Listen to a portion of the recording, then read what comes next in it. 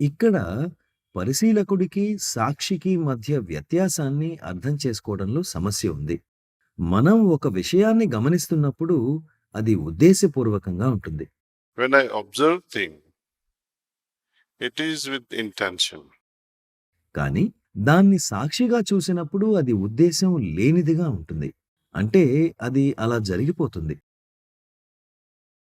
ఇదెలా అంటే, మనం సినిమా చూస్తున్నప్పుడు, విమానాశ్రయంలో అలా వెళుతున్నప్పుడు, లేదా టీవీ చూస్తూ వెళుతున్నప్పుడు అది కేవలం చూడటం మాత్రమే.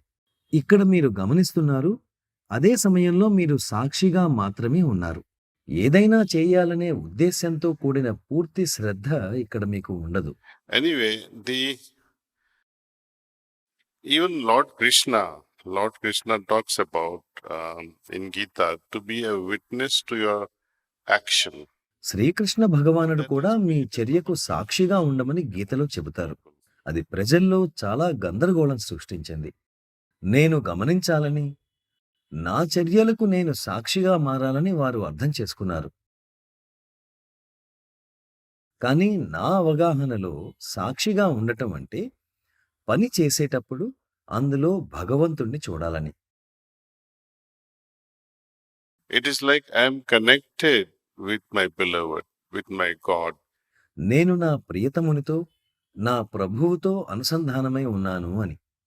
అలాగే నా జీవితంలో వారి ఉనికిని అనుభూతి చెందుతూ నేను నా పనిని కొనసాగిస్తున్నాను అని.